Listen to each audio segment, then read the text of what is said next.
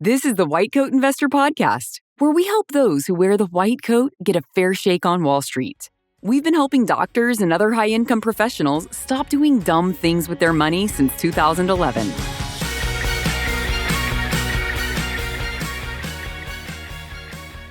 All right, everybody, welcome back to the White Coat Investor Podcast. This is episode number 425, WCICON25 Columnist Panel. My name is Megan. I'm hosting the podcast today. I am the podcast producer, but I'm stepping in this week while Jim is off traveling the world and having what is surely a great adventure with his family. So I'm just helping out this week, and we've got a great episode lined up for you. But first, today's episode is brought to us by SoFi, the folks who help you get your money right. Paying off student debt quickly and getting your finances back on track isn't easy, but that's where SoFi can help. They have exclusive low rates designed to help medical residents refinance student loans, and that could end up saving you thousands of dollars, helping you get out of debt sooner. SoFi also offers the ability to lower your payments to just $100 a month while you're still in residency. If you're already out of residency, SoFi's got you covered there too. For more information, go to sofi.com/whitecoatinvestor. SoFi Student Loans are originated by SoFi Bank, NA member FDIC. Additional terms and conditions apply. NMLS 696891. All right, we have an awesome sale going on right now. This is our big summer sale. You get 20% off of everything. That's courses, books, swag. If we sell it, it's 20% off. This only runs until July 3rd, so make sure to jump over to our website and grab a course or a book or whatever else it is that you've been wanting to buy. Okay, today we want to share our columnist panel with you. We have so many diverse voices that now write for the blog, and we wanted to give you a sample of a few of those voices. We always have a columnist panel at WCICON every year, and it's always been a fan favorite. It's a great way to get to know the columnists, get to recognize what's going on behind the scenes here at White Coat Investor, who are the voices, who are the people behind all of those posts. So if you have not had a chance to come to WCICON in the past, we hope that this might give you a teeny little taste of one part of what it is that we do at the conference. So we hope we get to see you in Las Vegas at the end of March.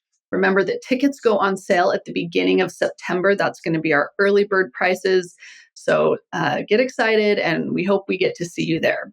In the meantime, enjoy this discussion from some of our columnists. Welcome. This is going to be awesome. Okay? This is a conversation with the columnists, which is an important part of what we do here at WCI. We have columnists for two reasons. Number one, because we want you to hear from people like you, and I'm not exactly like all of you, right? So we want people of different genders, different professions, different specialties, et cetera, that can speak to you from your stage of life. So that's number one. Number two, if I fall off a mountain or something, we don't want WCI to go away. That's the other reason we have columnists.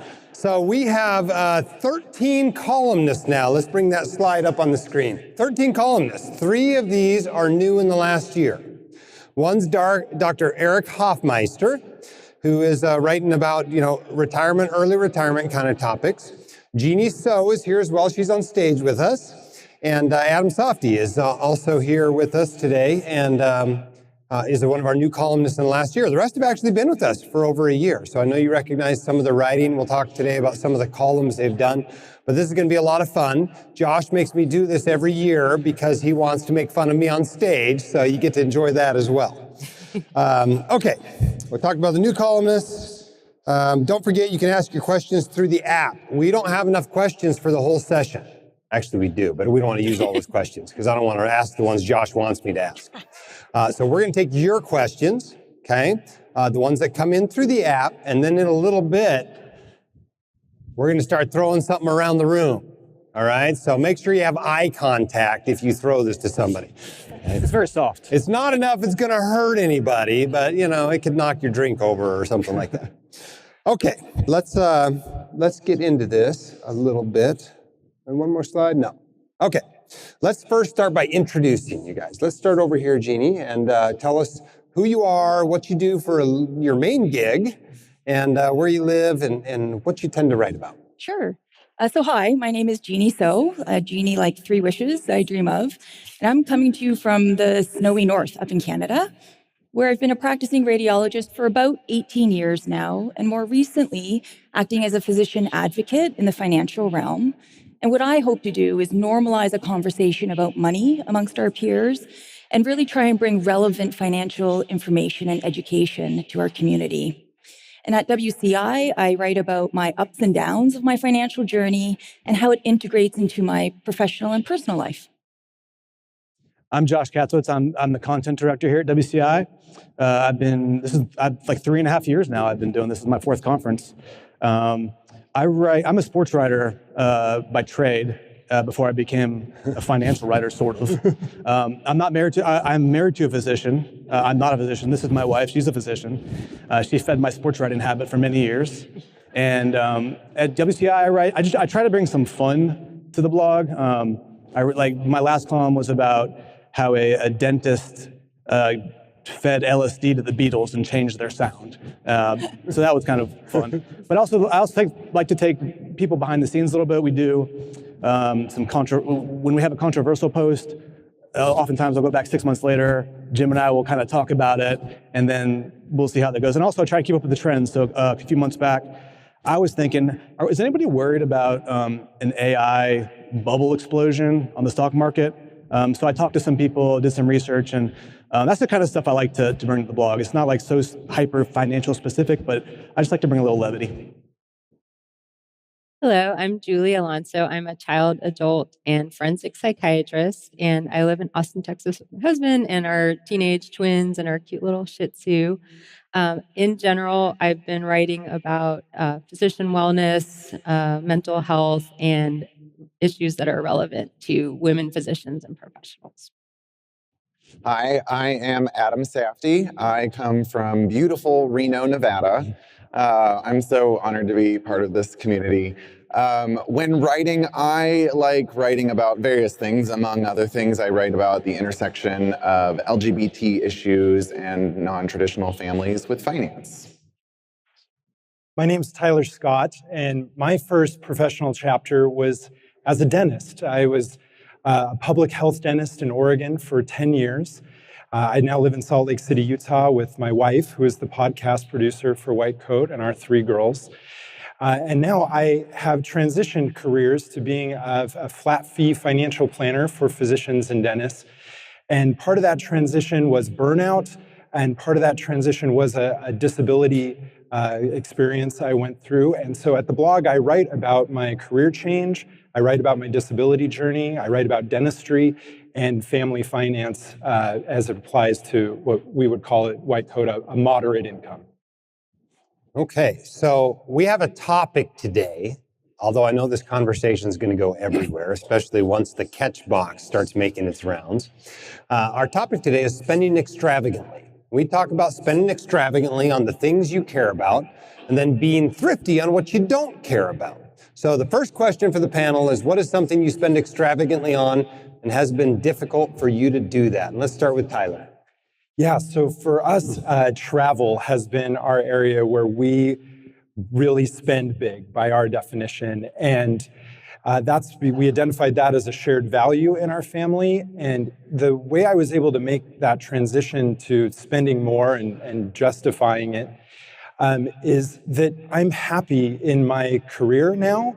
And when I was a dentist and feeling physically and emotionally burnt out, I was really fixated on the FIRE movement. I really wanted financial independence, retire early so that I could escape this career that wasn't serving me. So every expense, I just viewed that through the lens of 22 more chart notes I'd have to fill out before I achieved liberation. And so now that I am in this career that I love and that feels sustainable and joyful, it's given me permission to spend more because if I need to work a little longer, that's okay because this is a job that feels sustainable. And that's allowed me to have a little more ability to spend and enjoy the present. Hey, Julie? Yeah, so it is hard for me to spend extravagantly, but I try to guide that with what we've heard from some of the speakers here, experiences and relationships. Does it enhance an experience or a relationship? We also really enjoy travel as a family. You know, it's something that we're able to show our kids parts of the world that they don't know about.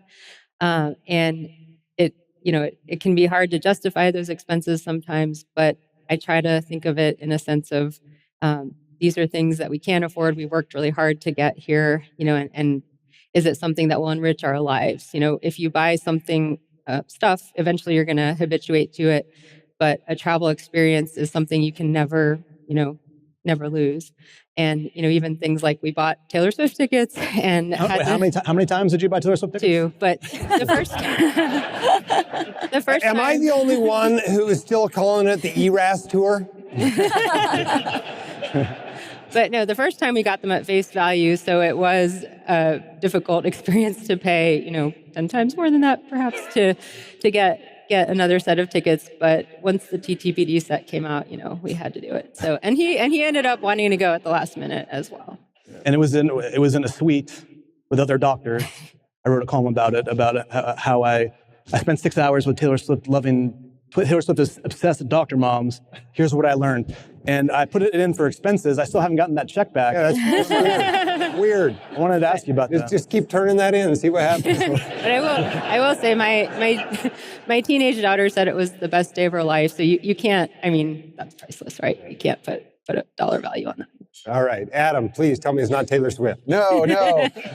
I joke with patients when they meet me for the first time that they get the hippie granola doctor because I am a vegan and it's important to me to kind of follow a plant-based diet. And I identify that as one of my values. And while Reno, Nevada is a beautiful, beautiful place, it is not easy to be vegan on the fly. There's not many vegan restaurants that, that I can order DoorDash from. So for me, I spend extravagantly on shipping my vegan food in to Reno. I prioritize my health and my values for that price of convenience. Yeah. All right, Jean. For being candid, I like cars. I like maybe fast cars. I was a thank you. First of all, that's great. I was a commuter for most of my life as a student and then as a medical student. And so you spend a lot of time on the road admiring other people's really nice cars. And I thought that if I'm going to spend extravagantly, then I want it to be something functional, where I can enjoy it every day. And I have to say, even coming home after work, it brings a smile to my face to get into my car and just have that me time between work and home. What kind of car is it? What kind of car? It's a nice car. Undisclosed information. It's a German It's car. a German car. Okay. It's an Audi. Okay. Audi, yeah. Audi.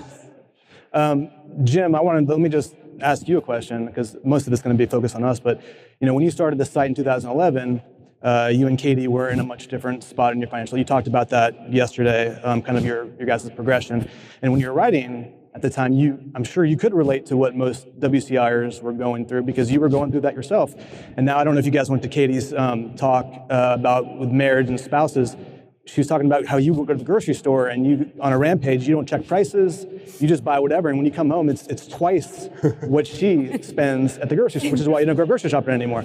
But can you, at this point in your life, in your career, and with your net worth, can you relate to most what WCIers are going through? You write a lot for the site.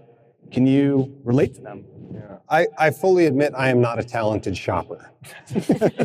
I shop like a hunter. Found the animal, kill the animal, drag the animal home, right? That's how I shop. That's what she said. That's exactly what she said. Yeah, it's true. Can I relate? Well, first of all, it hasn't been that long, right? Since we were just like everybody else. And I hit my head this year, but I still have a pretty good memory. And so I can certainly remember donating plasma for grocery money as an undergraduate. I can remember pinching pennies as a new attending. That first car I drove as an attending cost $1,850, right? I have not forgotten what it is like to have 20 things to spend money on and only enough money to spend on 3 of them. And I interact with 5 or 10 of you every day, usually by email, sometimes in person. And so, no, I am not having trouble relating to the white coat investors in the least. Is my spending a little more free than it used to be? Yes. Am I still trying to get better at spending? Yes. Of the 5 money activities, earning, saving, investing, spending, and giving, spending is still the one I'm not as good at. But I have lots of people to help me, like Josh, for instance, sending expense reports in.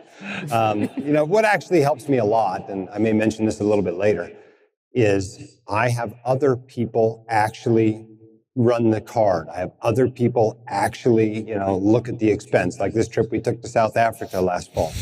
I didn't know what that ticket cost until I was back from the trip for several weeks. And that helps me to spend money when I don't have to actually spend the money. So, you do what you can. Okay, so you can still keep writing for us then. You're not Absolutely. fired. You're not fired. Not quit. Okay. All right, let's do our next question. Everyone here on this panel is basically mid-career.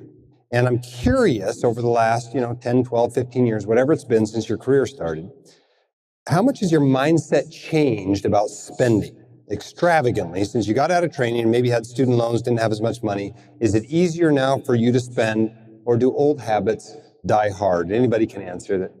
It feels like they've got a good answer. I'll go. I'll say both. I think old habits die hard. I definitely have seen my spending evolve over the past 15 or so years of my career, but still, if I'm booking a big trip or buying something, like pressing that purchase button is painful. I have to kind of psychologically work myself up and maybe justify it a bit to myself. So I think both. Maybe I should have asked a better question, because maybe the better question is, do you feel guilty while spending? Because I feel guilty sometimes, even if it's like I'm going to buy a t-shirt online for $15, it takes a really big effort for me to hit submit. I don't know if it's because of the guilt of something. It's not really something I need, or it's more something I want. I don't know if it's a guilt thing or not. Sounds like an issue you could work on. It sounds like an issue I should work on. What do you guys think?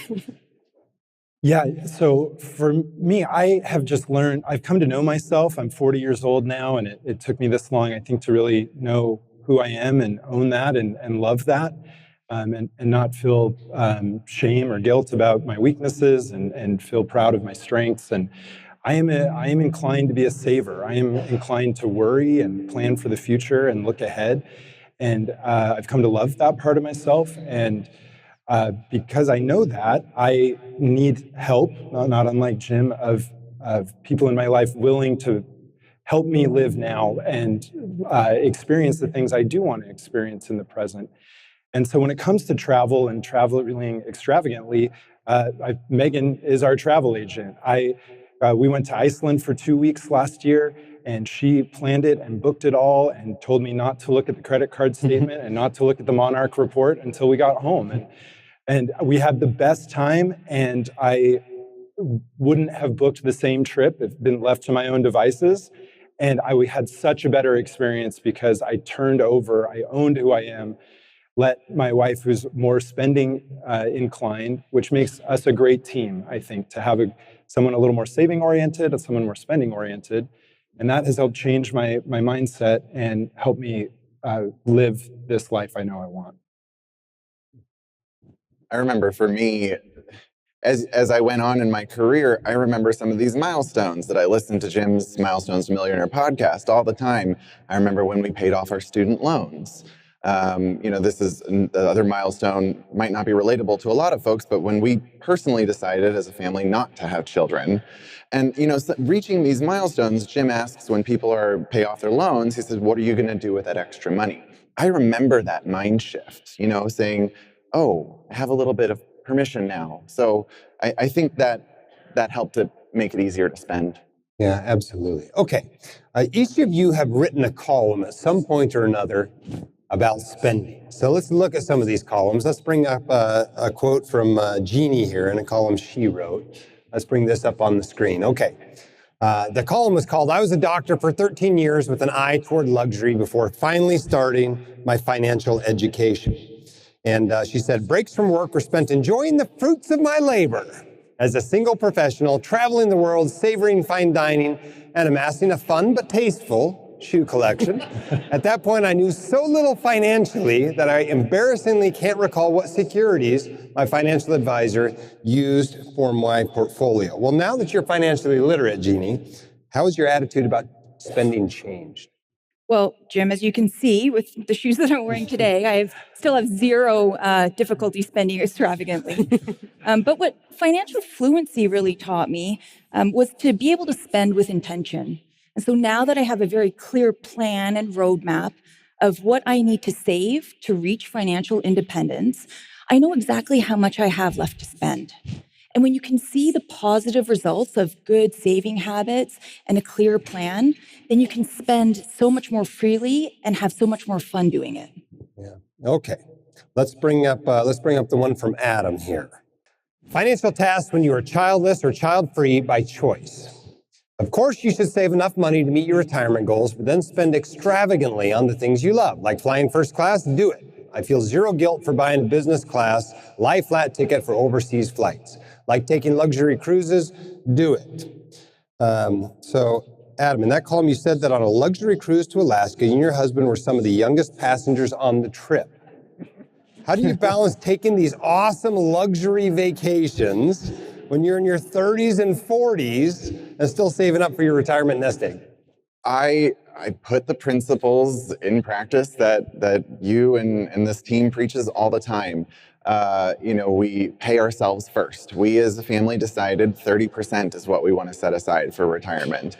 As Tyler talked about in his talk yesterday, he has squirrel funds. We put money into squirrel funds for expected future expenses. So when there's a bonus that comes along with my awesome job, thank you, I'm not ashamed to spend it. And as Dr. Grummett referred to yesterday, even if you're scared of dying old and broke, you still have to YOLO with some time that you have. That's what we try to do. But what struck me about that was the next line was about how you guys were the youngest on this trip. I don't know if that helped you with the mind shift. Like maybe these people, maybe this is their first time ever doing something like this, and I'm in my 40s or 30s or 20s probably, and you were doing it then. So did that just kind of reinforce the idea of YOLOing a little bit? I mean, it reinforced, again, going back to what Jim says all the time in retirement, there's go, slow go, and no-go years, and I don't necessarily want to wait until I'm retired to experience those years. And if there's a hiking on an Alaskan glacier, I want to be young and fit enough to do it and not just look at it from afar. Yeah. Having spent 3 weeks of my life on an Alaskan glacier is not as awesome as they make it sound. Let's just put it that way, all right? Okay, Julie, now we're going to bring yours up here. Let's get it up there. She wrote a post called Justifying and Cash Flowing a Selective Extravagance. I framed my mindset in the context of this being a much more expensive year than average and allowed myself to accept that idea, a selective extravagance, if you will, that aligns with our life goals. I had to psychologically accept the thought that it was okay to spend on something that was a once-in-a-lifetime event. And I'm super grateful for this event because I went to it. It was a heck of a party. So, tell us about that, Julie. Parties. Well, this was in reference to my twins' bar and bat mitzvah, and those are our only kids, so I figure I already got a 2-for-1 deal on that, right? I mean, seriously. Because of that, we were only going to be doing one of these, so it did help to justify that a bit. And truly going back to what I said about experiences and relationships, this was an opportunity for us to bring almost all of our loved ones, friends from across the world, across the country, family members from all over together for a joyous occasion. And you don't get too many opportunities like that. So I was able to justify that in that sense. And we value that as well. We go to every family or friend wedding that we can, medical school reunion, high school reunion. We've been to all those events because that gives me a lot of joy. And I feel like you can't get that value from a lot of things in life, a lot of other things. Was it hard to pull the trigger you said it was hard to pull the trigger sometimes when you're spending? Was it hard to pay the caterer or whatever? The catering bill was the most painful. Yeah. Food is expensive, but the food was good. It was really good. So Josh invites Katie and I to come to this bar mitzvah. And I don't think he expected us to say yes. We're like, oh yeah, it was a courtesy invite for sure. It was don't just show up, but make sure you send us a gift. Yeah. It was an epic party though. It was something. Okay, let's go to Tyler's now. He wrote a column, How Much We Make, Save, and Spend as Moderate Earners. And I love this term, moderate earners. We batted this around the room for like an hour, saying we can't call people low-income physicians anymore. We're going to call them moderate earners, right? And so it's a term we use at White Coat Investor all the time, but it's a great term because it really does describe what it is like, right? To be in that space where you're making $150,000, $200,000, $250,000, those sorts of things that lots of physician families are. But it's a different life than when you're making $800,000 as a surgical specialist. So he wrote this column saying, now let's look at how we sliced up our $297,000 in 2023. We have 4 stops on our cash flow train that help us determine how to slice up our income. Pay ourselves first, save for future expenses, pay the bills, spend the rest. How'd you come up with that plan? Yeah, well, we wanted a cash flow plan that we knew would help achieve our retirement goals, but that also didn't feel restrictive or constraining. We wanted to have the security of shoring up the long term, but infuse some YOLO and some joy along the journey. And so we utilized this system. This is not my idea. This is something I learned from Sarah Catherine, who gave the keynote this morning. And the first stop on the train is to pay ourselves first. So we set our savings rate first. We identified how much we would need to set aside to retire when we want. Then we set money aside for future expenses and our squirrel funds so that when the big home repair, the healthcare expense, or the new car came along, we were already ready for that. And we put our bills on auto pay, and those just happen automatically. And then we get to spend the rest, like no questions asked, just joyfully. And that has given us the balance we hoped for of living the vibrant life we want now and being totally certain that our long-term goals are not going to be compromised. And it's been just an incredible way to relate to our money.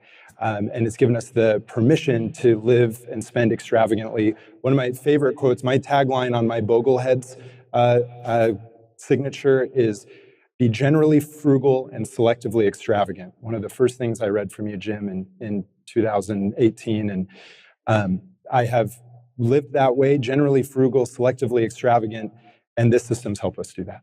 Awesome. Still good advice. Still works. All right, Josh, let's get into our annual shouting match about you buying a Tesla. You wrote this column in 2022. And let's talk a little bit about that, shall we? Have you paid it off yet? No, it's not paid off yet. It's a very low interest rate. All right, so here's the deal. Right? I'd never had driven a new car before. My first car was a 1984 Chevy Cavalier with one of those push-button radios I'd gotten from my grandparents. No AC. I lived in Atlanta, so it was not good.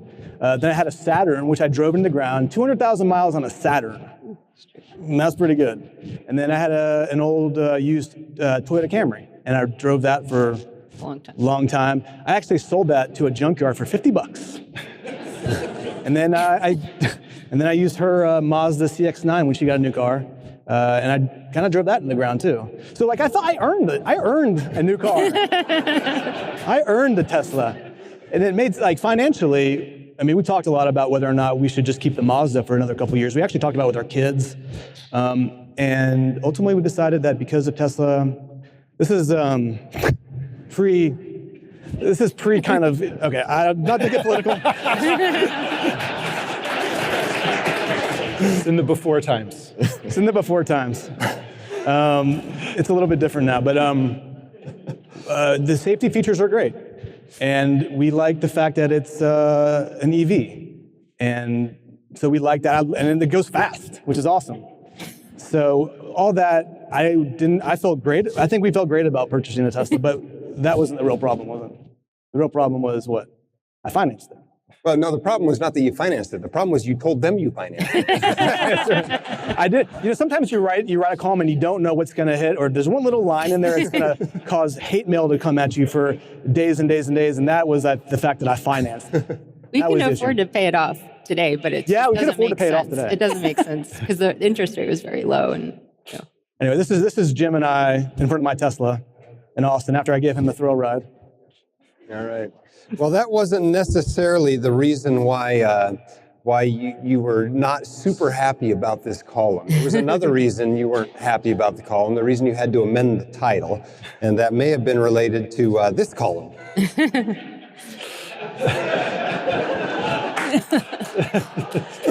Yeah, so I started with the headline to my column, which was, I bought a Tesla. No, this is not an April Fool's joke, because this was an April Fool's joke from Jim in 2021. This is probably one of your most famous columns, right? Well, the best part about this is I'm still getting emails asking for advice for people buying Teslas. They want to know what features I got on the Tesla, whether I still like it. I get all these things. Isn't this a great Instagram job? I don't know if you saw the license plate, but it's like WC Investor, right? This is somebody's Tesla who was in my neighborhood on the street, right? I mean, that's what this was. So that kind of kicked off the annual tradition that Jim writes an April Fool's Day post. So like this was funny. People got fooled, I think, right? And then we continued on with that tradition, right? Yeah, we've done that every year now. Here's the 2022 version. How shorting Ethereum helped us make payroll.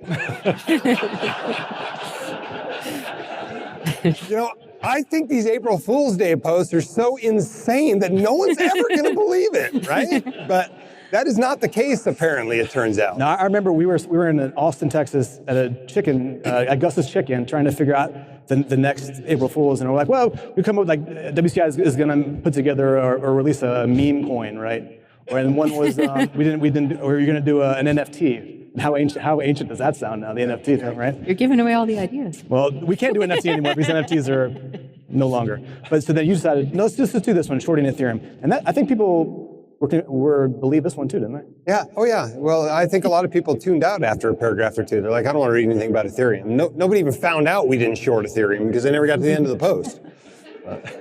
The next year was why and how we're disinheriting our kids. This one was a lot of fun to write. Right? And I made all the kids read it. And they weren't sure if it was an April Fool's joke. So I really enjoyed this, and I had such a good time writing this one that the next day, April 2nd, 2023, I wrote the post for 2024. And I'm like, we'll make it just as ridiculous as all the other ones, right? There's no way anyone's not going to realize when they read the title on April 1st that this isn't an April Fool's joke.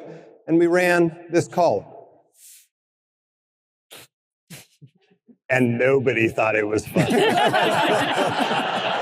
It did not originally say April Fool's. It just said PSLF canceled, ! And that was it. Yeah, we added the April Fool's later in case people find this post on some other day of the year. We really thought this was a good idea. I really thought this was a good idea. Remember, this is 2023. Nobody's talking about canceling forgiveness at this point. Everything's getting more and more generous every year. I thought it was pretty funny. By the time it ran a year later, some people thought it was funny. The staff thought it was funny. That was it. Nobody else thought it was funny. Yeah, so that was our last one. And so we have a poll for you. Those of you who have your phones, your apps, you can answer this poll. Let's put the poll up on the screen here. And the poll is very simple. Should we continue this April Fool's Day tradition? You've got a number of choices on your poll you'll find in your app. Yes, it always fools me. Yes, but I always figure it out before the end. Yes, it's a funny tradition. No, it hurts your credibility as a financial website. No, I don't like to be tricked. Or no, it never makes me laugh. It's kind of stupid. Now, when you keep in mind that this PSLF canceled was one of our biggest traffic days of the entire year. So from a traffic and engagement perspective, it was fantastic. It was a huge success. So apparently, most of the people here at WCICon are perfectly fine with this tradition, even though we got plenty of hate mail about that particular episode. So we'll try to be a little more careful about what we joke about at WCI. Okay. Let's get the mic box out. Let's take the catch box out. Okay, this is padded. All right, so if you get hit in the head, it probably won't kill you. But let's make sure if you throw it to someone, they're looking at you, and you actually make eye contact first. Don't throw it from the strap on the bottom. Just throw it like this. Okay, who wants the box? We're going to do a mix of mic box questions, and we're going to do a mix of the ones you guys are putting in on the app, and they'll get funneled to me here on the iPhone. I saw somebody back here. Who's got a question? So how do you get your spouse or other significant partner involved in a budgeting process if they have no interest in that? Hypothetically. Yeah, for those who might be interested, so for us, like that, this is more my area. I care about this, and Megan cares less about it. The way that we got involved was talking about how much we could spend freely and without regret. That was something that really resonated for her. I talked yesterday about what I call the scarcity gremlin that sits on the shoulder. This gremlin shows up, some of us in childhood based on our upbringing. Sometimes it can be in training when money is low, that kind of whispers to us. You know, you're out at dinner and you spy the raspberry cheesecake, and the gremlin's like, you can't afford the cheesecake, like don't eat that. Or you see a cool jacket at REI that you want, and the gremlin tells you no. And so that connected for Megan. I said, let's talk about a way to, when you have those moments, that you can get the cheesecake, you can buy the cute shoes in the window, and not have any shame or regret or anxiety about that. And so that's what worked for us, was this notion of totally guilt-free abundance mindset. For me and my spouse, it was just talking about our goals. We were working really, really hard, and we sat down at dinner after a long day for each of us, and it was just like, do we want to keep doing this forever? No. Okay, so what is our shared goal? And I'm more into the investments and things, and he might not be into that as much, but really just making sure you have the same goal in mind, and then just slowly introducing things a little bit at a time. Oh, did we go a little heavy on the credit card this month? Let's talk about that. What about us, Julie? Yeah, well, I was the one, or am the one, who manages most of our money, keeps track of things. I've always liked math and such. And, even back in the day, we used to watch Susie Orman together. We loved the Can I Afford It segment that was about spending extravagantly.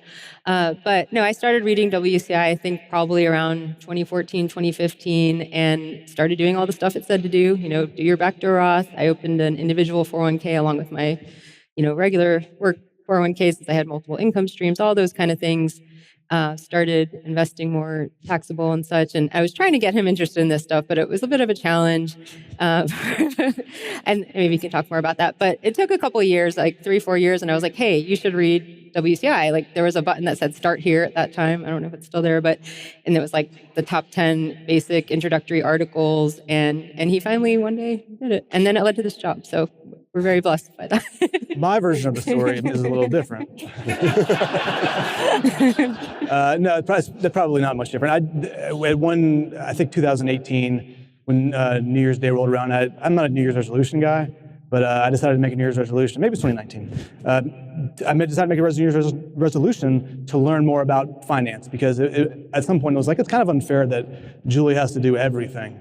And she turned me on to White Coat Investor, and I started reading blogs and listening to podcasts, watching some. We still had that Susie Orman background, so I wasn't totally ignorant. But and then eventually WCI said they needed somebody who could do this job, and I said, I think I could probably do that. And I can't remember if I mentioned this before, but one of the questions that they asked me in my interview, I could do because I was a journalist, so I knew how to be a content director. They asked me, I think Katie asked me, the typical, like, what's your biggest weakness, would you say? One of those questions, which everybody probably hates getting. And I said, probably the content. Which I didn't know if that was a good answer or not. It turned out it was an okay answer, I guess. But for me, it was, I need to at least be able to have a conversation with my wife and know a little bit, so she feels a little more supported, and so that I just know more things. All right, let's take one question off the app here, and this one is, how do you decide what budget to give your teenager? Do you give them cash or a credit card? Well, we have teenagers, so I guess that's a test. My kids have a green light card. We got it for them when they were about 12, and they do get an allowance on it every week. It's like $10. I will say neither of them are spenders, though. The money has just kind of accumulated. I'm like, should I still be giving them this allowance or not? They've started, now that they're getting out a little bit more, they're in high school, like if they go out to roller skating, buying their own snacks or paying for things like that. But neither of them are really spenders. They don't ask for a lot. So either we've modeled that or they just don't want a lot of things. But we do have the green light card. They have a teen Venmo account. I don't think they've actually ever spent money on it. They get like pet sitting and babysitting jobs paid through Venmo, things like that. So it's worked out well. It's easy for them to manage their own money. They can log onto the app and look at their balance. And we've donated a portion of it to charity. Like my daughter donated a portion to the Humane Society a year or two ago, and so we try to do that. What about you when your kid becomes that age? Well, I'm listening to you guys for the advice. My daughter's 10, but the funny thing is now that she hears me just writing about columns about finance and listening to you on the webinar, she's actually starting to become afraid of spending money, and she's a bit more hyper aware. So yeah, I think we'll see. It'll be sort of a balance of making sure that she understands value and being something that she earns and that she works for, I think, and hopefully that'll kind of set her on the right path.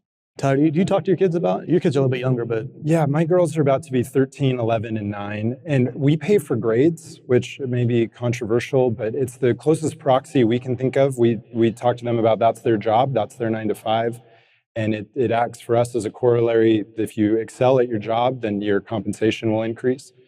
And so we pay based on grades, and there's a multiplier if they get straight A's or their citizenship is good, or if they do extracurriculars as well. And then I pay, I don't, this is probably a bad thing, I pay interest. They get a 10% monthly interest rate on anything that's not spent. And I had to do that because they weren't really getting stoked about having $6 and earning like 38 cents as a 5.5% annualized rate of return. Wasn't quite getting through. So we had to I had $10, now I have $11 that got through, and it's a price worth paying. Hopefully I can teach them over time about reasonable return assumptions. But that's how we handle it. As I look around the stage, I realize I'm the oldest one on the stage. I'm the only one making catch-up contributions this year for sure.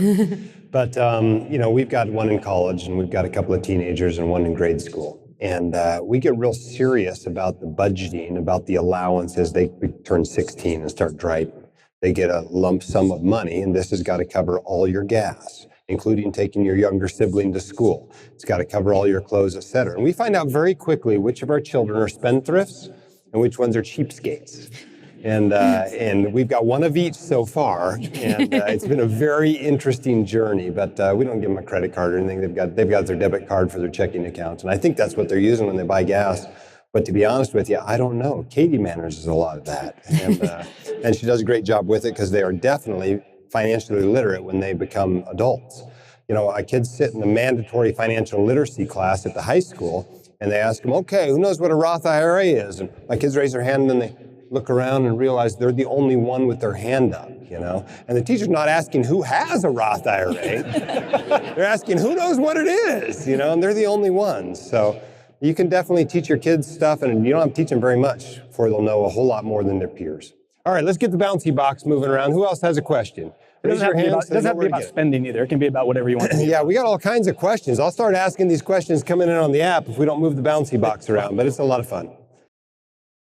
Eye contact. Remember, that's the key before we throw this thing. Eye contact. All right, what's your question? Can you explain the mechanics of the squirrel funds? The Ally or SoFi, how the mechanics of that work? Yeah, just the mechanics of squirrel funds? Yeah. Yeah. So I have an account at Ally because it pays a good interest rate, and it allows sub-accounts, which at Ally they call buckets.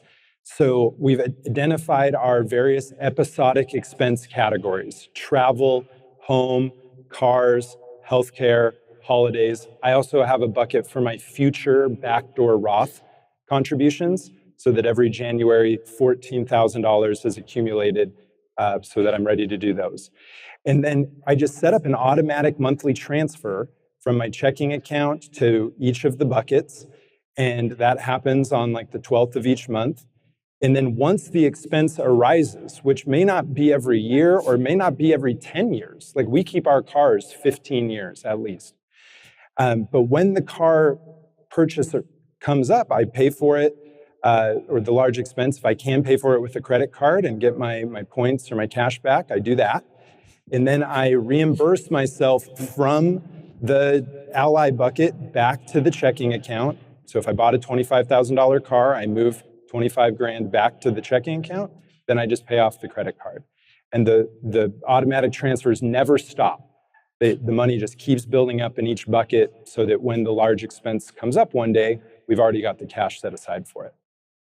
Okay, let's take one off the app here. And this one's really good for the topic of this conversation. Any tips for transitioning from the live like a resident phase to the next step? How do you know when it's time to quit living like a resident? And how do you do it? I mean, I had kids when I was still in training, so I think it made me more frugal. We were living on a fellow salary and two incomes, but still not an attending salary. I think it was kind of gradual. We were still saving to buy a house and other things at that time. So I think it took me, at least 4 or 5 years to really feel like I could start maybe spending a bit more on, vacations and such. I think just having a little bit of a gradual mindset shift and giving yourself some time to become comfortable with that idea that you can, loosen your purse strings a little bit. Anybody else? Tips on leaving the live like a resident phase? For us, it was what I alluded to earlier, that mind shift of, when the loans were paid off and that payment wasn't going to loans anymore. And at the end of the next year, I saw our checking account was higher than I expected it to be. I was like, oh, I guess I don't have to look at all the vegan meals on the budget websites. I can order some food, or we can start planning for a luxury cruise, So for me, it was that visual cue of that the checking account balance being higher and saying, okay, now we need a plan for this. Because if you don't have a plan, then you're just going to sit there in the checking account. It's not good. Fail to plan to fail, right? Okay, let's pass the bouncy box around. Where's it at? Who wants it? Who's got a question? All right. Now everyone's afraid to hit each other in the head. Give too many cautions. It really is pretty soft if you get hit in the head. All right, so I've been wondering, should you calculate or should you consider your real estate equity when you come up with the number of 25x in order to retire? Or is it just, or that amount should just be in the taxable account? Are we talking about our home that we live in, or are we talking about the equity in rental properties? Equity rental property that you're still paying the mortgage on. Okay, so how to consider your home equity when your rental property equity when you're determining if you're financially independent or not using a 25x kind of rule. Anybody got thoughts on that, Jeannie? Yeah, for us, like our family is diversified across real estate, stocks, bonds, and then I guess for Canadian, the equivalent of government, I guess your equivalent of Roth and 401ks. And so my kind of founding principle is I always try to make sure that I look at our wealth in its entirety and as a blueprint. And so we have a bird's eye view. We know how much is in which accounts, including the real estate. And that way, if we know how much is where and sort of what the government climate is with taxes, then we have a good idea of where to pull money, when, and where to invest to make sure that we're always mitigating tax to the best that we can and that we're making sure that our dollars grow. So I always look at not just the account in isolation, but also as one piece of a larger puzzle.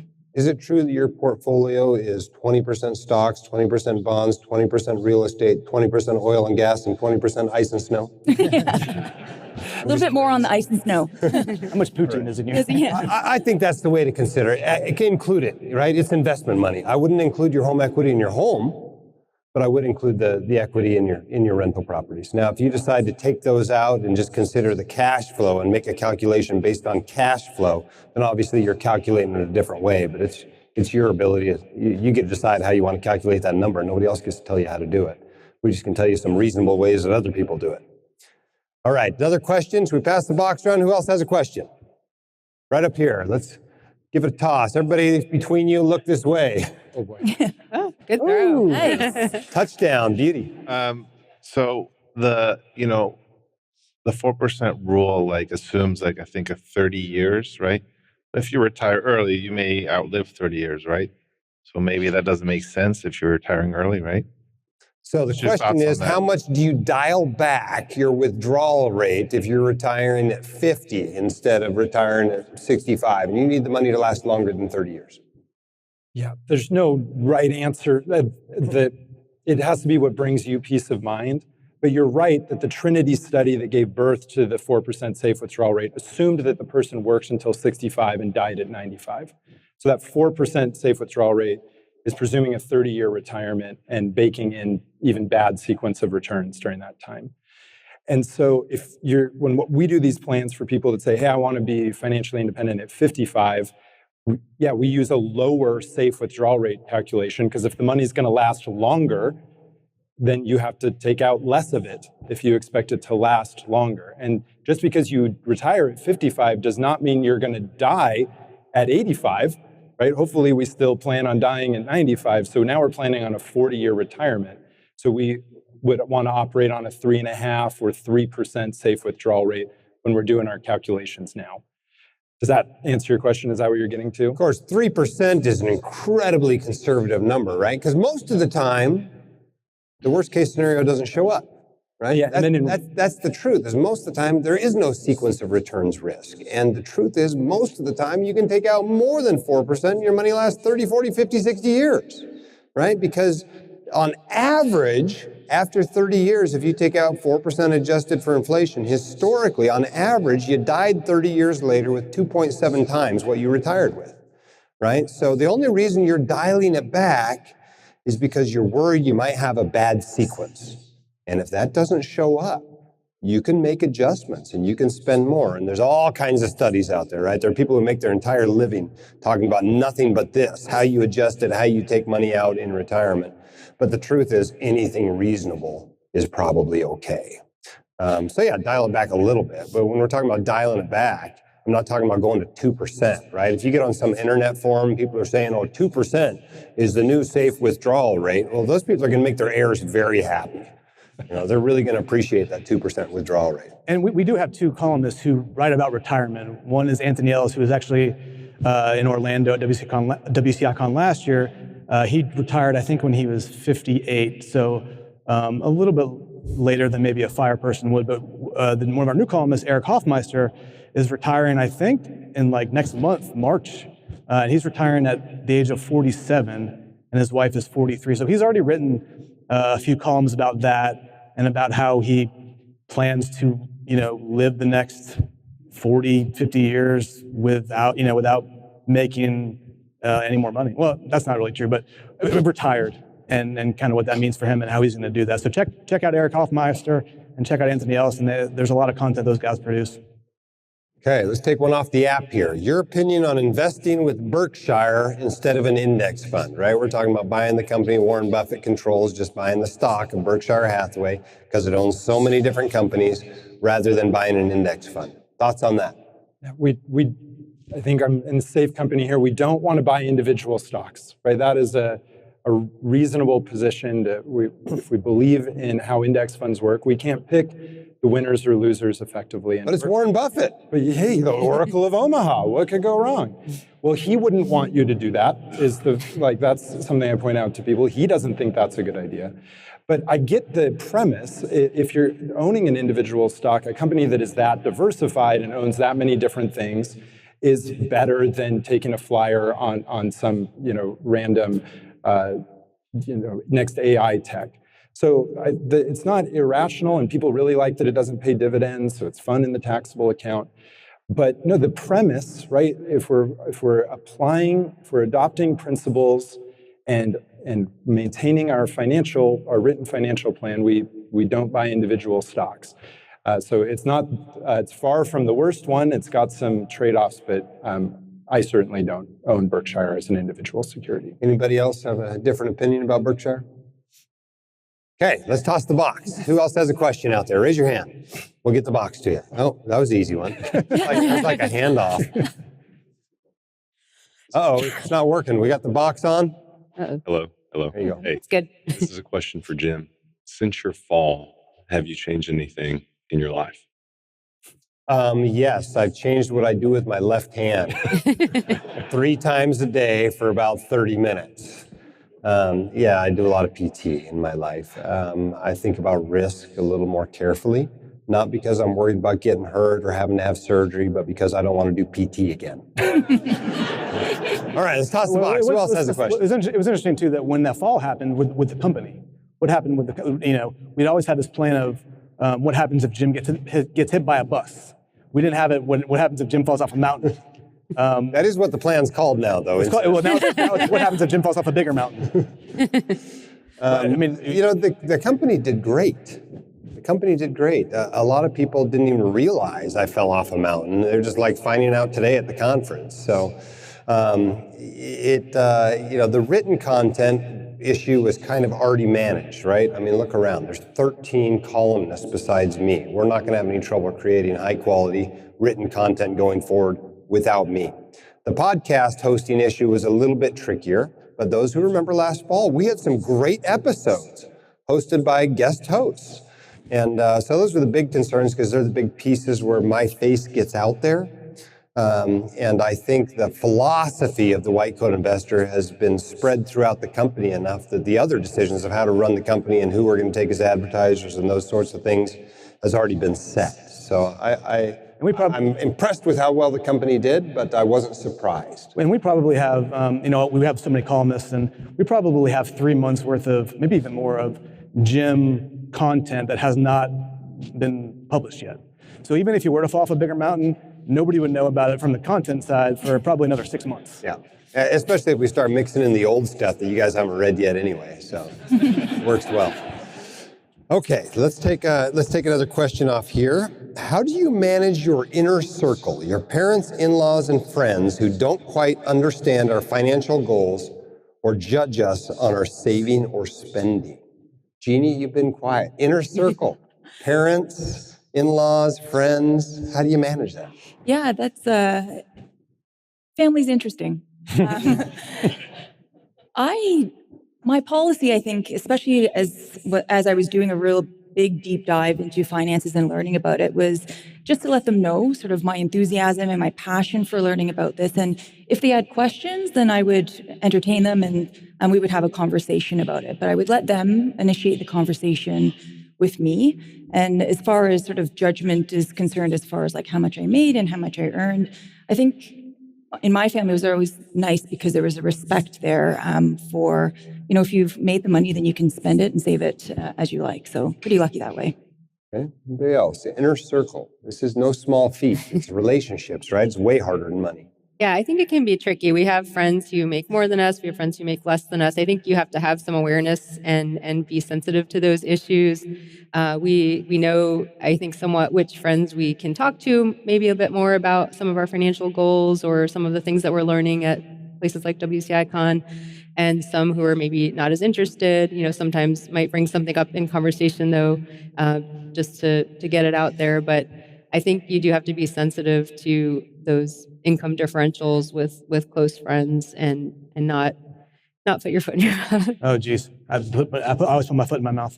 We do have some people in our life, friends, who say things like, wow, you guys always travel, which is, I don't know how to feel about that. I kind of feel like it almost makes me feel a little guilty, even though we don't really travel that much. We're not traveling once a month. We don't travel as much as this guy does, that's for sure.